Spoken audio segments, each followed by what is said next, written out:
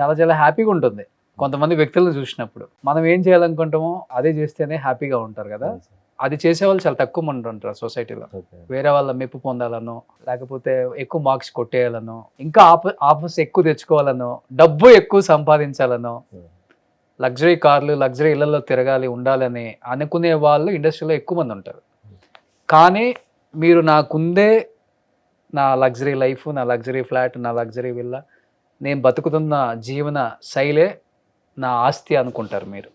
Yes, అలా ఉన్నారు కాబట్టే ఇంతమంది ప్రేమిస్తున్నారు మిమ్మల్ని. ఎలా అనిపిస్తుంది ఫస్ట్ అసలు ఈ లైఫ్, వాళ్ళు చెప్పే కామెంట్స్? ఐ ఫీల్ ప్రౌడ్ అండి. లైక్ నేను ఒకటి నమ్మాను, ఒక సిద్ధాంతాన్ని నమ్మాను. ఇనిషియల్ అందరూ క్రిటిసైజ్ చేశారు, ఇంట్లో నుంచే స్టార్ట్ అవుద్ది క్రిటిసిజం మనకి ఎప్పుడు కూడా. సో నేను అంటే నా మ్యానుఫ్యాక్చరింగ్ డిఫెక్ట్ అనుకుంటా. చిన్నప్పటి నుంచి కూడా నాకు సినిమా మీద ఎమోషన్ ఎందుకో తెలియదు నాకు, మనుషుల మీద కన్నా కూడా. అంటే మనుషుల ఎమోషన్స్ ఇవన్నీ కూడా నేను సినిమాలో చూపిస్తాను, కానీ నేను మనిషి కోసం నా ఎమోషన్స్ అన్ని ఇన్వెస్ట్ చేసే ఆ మెంటాలిటీ కాదు. ట్రై చేశాను, కామన్ మ్యాన్గా ఉండడానికి ట్రై చేశాను. ఇప్పుడు కామన్ మ్యాన్ స్కూటర్ మీద భార్యని, పిల్లల్ని అందరిని తీసుకుని వెళ్తుంటే నాకు హీరోలాగా కనిపిస్తాడు, కానీ నేను ఆ హీరోని కాలేకపోయాను. సో అలాంటి హీరోల్ని నేను సినిమాల్లో చూపించాలి అని ఎప్పుడైతే నేను రియలైజ్ అయ్యానో, అక్కడి నుంచి then people started liking me. Okay, అంటే మీ లైఫ్ కి మీరే హీరో, మీరే విలన్ అని మీరే, అంతేనా? ఒక రకంగా అలా అనుకోవచ్చు. బట్ మన జర్నీ అనేది నాకు ఇప్పటికీ గుర్తుంది. 2020 ఫస్ట్ ఇంటర్వ్యూ మీరే తీసుకున్నారు.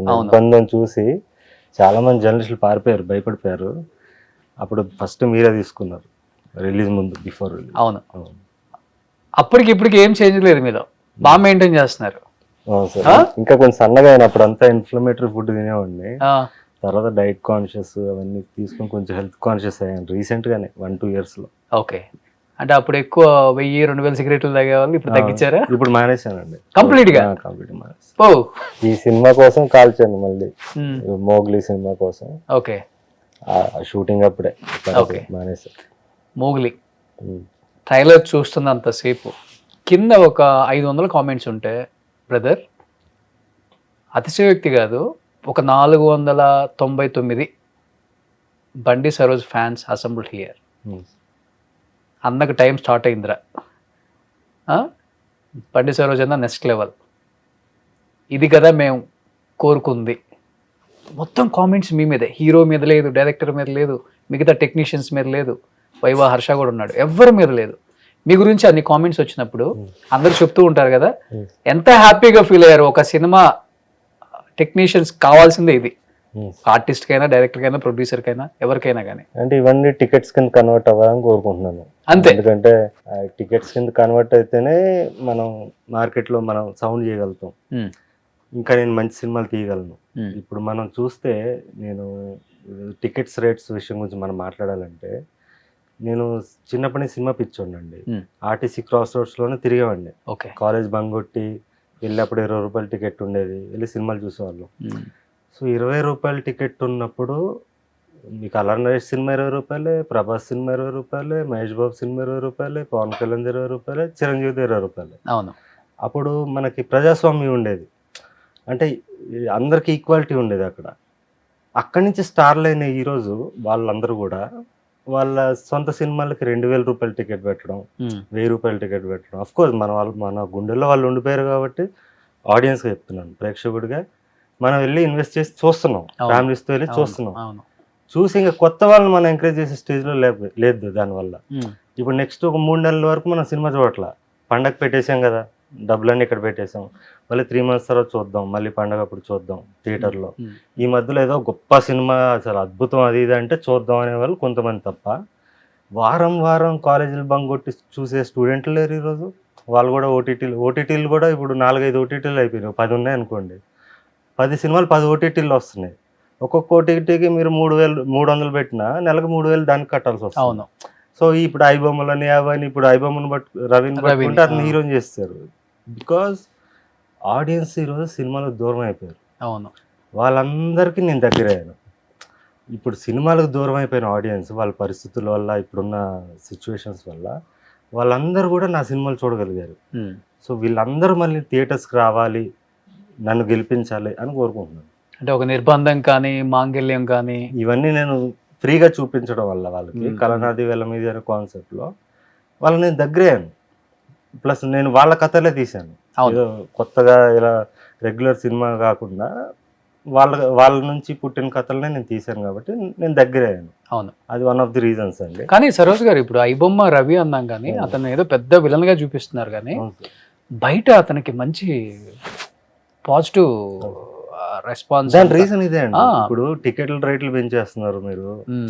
ఇప్పుడు 2000 రూపాయలు టికెట్ చేస్తున్నావు, నువ్వు 20 రూపాయల టికెట్ అప్పుడే కదా నువ్వు స్టార్ అయ్యావు. అవును, ఇప్పుడు కొత్త స్టార్లు రావాలంటే ఇప్పుడు మాకు వ్యాక్యూమ్ లేదు కదా అక్కడ. అవును, ఇప్పుడు కొత్తగా ఇప్పుడు నేను స్టార్ అవ్వాలని వచ్చానండి, నేను ఫైట్ చేస్తున్నాను, నేను కంటిన్యూగా ఒక 5-6 సినిమాలు హిట్ కొడితే తప్ప నేను అవ్వలేను.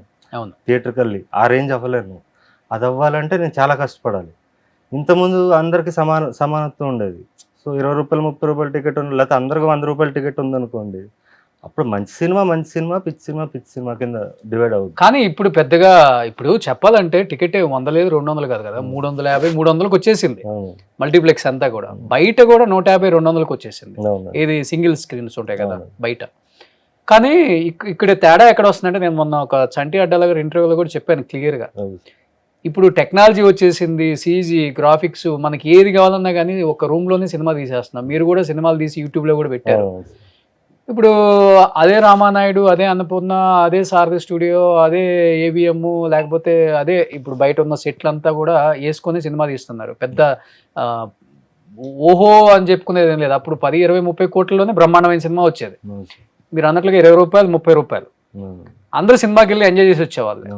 కానీ ఇవాళ చూస్తే సినిమా బిఫోర్ ఒక జీవో వచ్చేస్తుంది కదా, 1000 రూపాయలు, 800, 900, మళ్ళీ లోపల పాప్కార్న్ అని, సమోసాలు, కూల్ డ్రింక్ అని ఒక 2000, 2500 ఒక్కొక్క పర్సన్కి అవుతుంది. అసలు సినిమాకి వెళ్ళాలంటే భయపడుతున్నాడు ఇప్పుడు. ఓటీటీలో చూద్దాంలే అనుకుంటున్నాడు. కానీ పెద్ద హీరో కదా, మనం ఇష్టపడే హీరో, థియేటర్లో బాగుంటుంది కదా ఆ ఎక్స్పీరియన్స్ అని కూడా వెళ్ళే వాళ్ళు కూడా ఉన్నారు. కానీ ఎలా చూడవచ్చు అసలు దీన్ని? ఇంత సినిమా వ్యయం అంటే 300, 400 కోట్లు అంటున్నారు, కానీ అదే 100 కోట్లు పెట్టి తీశారో, 50 కోట్లు పెట్టి తీశారో, 300 కోట్లు పెట్టి తీశారో కూడా మనకు తెలియదు.